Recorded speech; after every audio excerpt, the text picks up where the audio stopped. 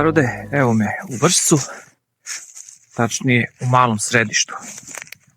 Planinarimo danas, Panonci, naša ekipa iz Subotice, sa domaćinima, Vrhštanima, vode nas stazama Vršačke planine. Krenuli smo dakle na turu od oko 15 km uz Lisičiji potok. Ćemo preći do Orlovih stena, spustiti se južnom stranom i potom se popiti do Guduričkog vrha. Treći put sam ovde, ali sa ovom stazom do sada nisam išao. Dan je prelep, sunčano oko 20 stepeni, idealno za planinarenje. Ovo jednostavno nije normalno. Pala je valjda jedna kiša u zadnjih 2 meseca i nije bilo uopšte snega. Jedan sneg je bio za celu zimu i to novembra. Mislim, ona je neverovatno nešto, stvarno. Mi smo pamtili ovde silno sankanje po baš tom Orlovom brdu, pa i ne znam, tamo kod nas na Vršačkom bregu. Jednostavno, klima se totalno promenila, znači. I kad je nova poprava? Da, idete pravo tamo za njim.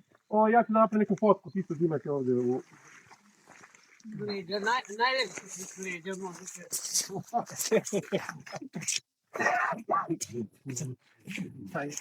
On je bio na Vršačkim planinama, planinara ovo nije vidio, nego idu tamo iz Vršca i tako. A pre nije ovo i tako. Znači ima ture, mogu da vam napravim kad duo košava, danas je nema u Vršcu. Nema je, često je nema. Ljudi pamte to kad jednom dođu pa i ta sačeka, pa onda ih izduva jako i onda oni to zapamte za cijel život. U Vršcu nema često toliko vetra, koliko se to misli. Kad čujete na vestima, ono da kažu, u košavskom području jugoistočni vetar, ta dim. A to nije mnogo puta, to je dan, 2, 3, 5, onako, pa za 15 dana nema, pa onda bude opet pa tako. Mislim, nije to sad ne znam da stalno ima. I to leti ni ne osjetiš, recimo, bude ti... Nego samo zimi bude hladno. Niko dugo prošlo ovde ne znamo da li je moguće da se proći, to je sad prošlo. Ajde ćemo da probamo kad smo već ovde došli, a?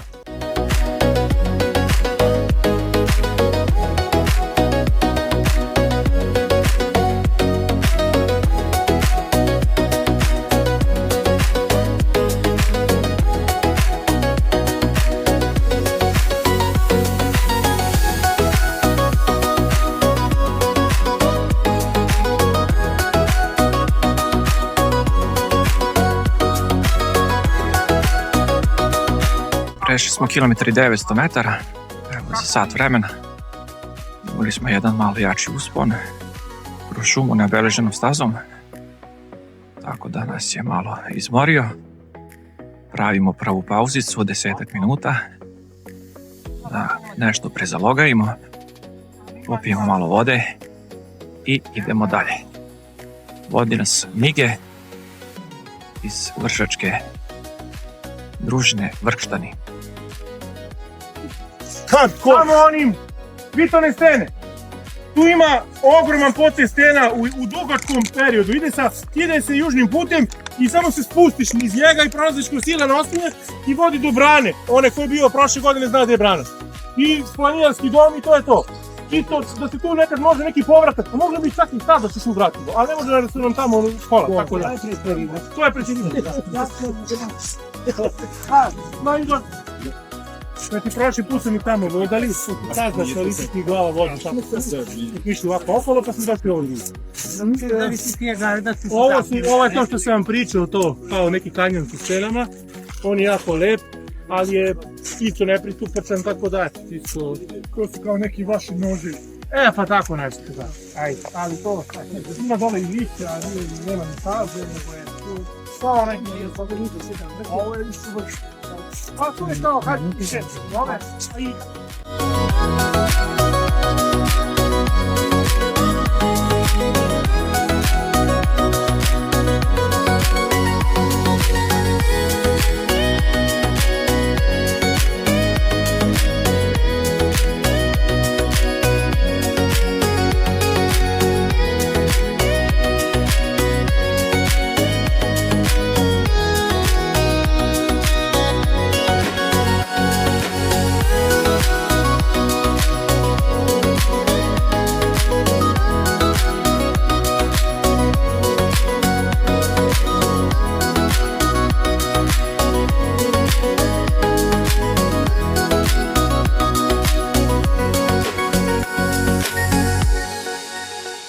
recimo mi imamo vodu I taj u nas Vrčačkom jezeru koje se se kopa sad, Panonsko more. Da. čoveče. a to je sa dubine od 70-80 metara se kopa. Voda to, koja je stara ne znam koliko miliona godina. Znači, isto je bakteriološki najispravnija dole pisa u dubini i ona recimo gori, puno je sumpora. Znači možda zapališ, oni uključi to ne znam tamo negde početkom maja, kad isprazni nivo vode u jezeru i onda Andreja, kad krenu da ga pune, puste tu vodu, da ispumpavaju krenu i da ona curi do nekog tamo oktobra, dok ih mi molimo da jer pošto treba tu ta pumpa na struju, pa oni baš nevoljno to puštaju da radi. A mi kupači mi volimo da se kupamo ovde do tamo nekog 20. oktobra, dok ne dođe ona promena sata.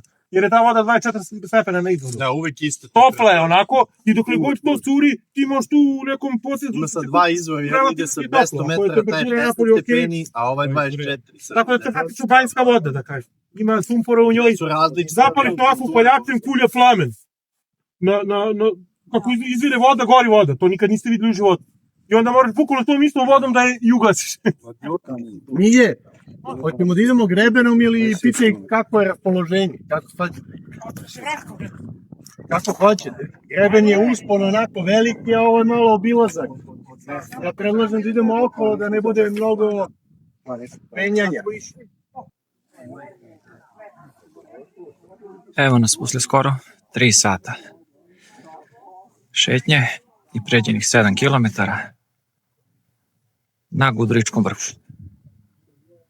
Ja sam po 3. put ovde, na najvišem vrhu Vojvodine, na 641 metar nadmorske visine.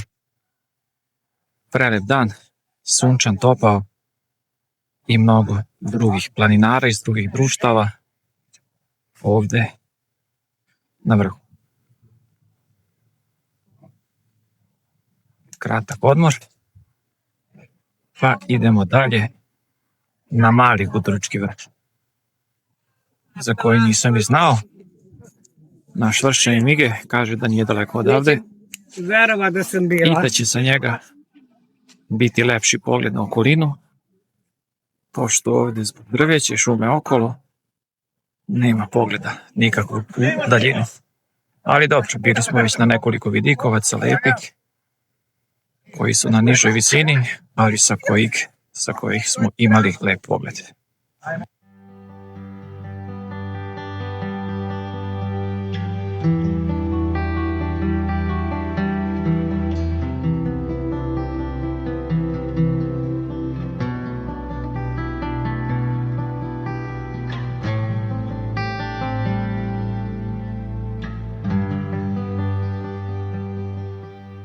A ovo je kanjon kuda smo prošli. Je. A prošli put smo se od ozgo spustili do Orlovog brda. Evo sa Lisičeg Lisičeg, da. spustio na Orlovo brdo. Jeste. Ako se spustao ovako, pa I onda je prelep pogled sa Orlovog brda je prelepo na Gudurički. Ali da ćemo se spuštati isto preko tog golog brda. To ti je isto, samo što je bliže. Razumem. Isto je tako golo. Puta Orlovog, znaš. Da. Ima onaj kanjon i deli, pored koji smo prošli. Razumem. Žude lipo Orlovo brdo je s jedne strane, Golo brdo s druge. Mi ćemo sad preko Golog brda. Da. Ali o tom potom, ajde, sedi. Evo, polako privodimo šetnju Vršačkim planinama kraju. Prešli smo do sada oko 12 km, nešto malo manje. Ovo mesto na kome se nalazim se zove Golo brdo. A iza mene se vidi Gudurički vrh. Idemo prema našim vozilima i idemo malo do centra Vršca na osveženje.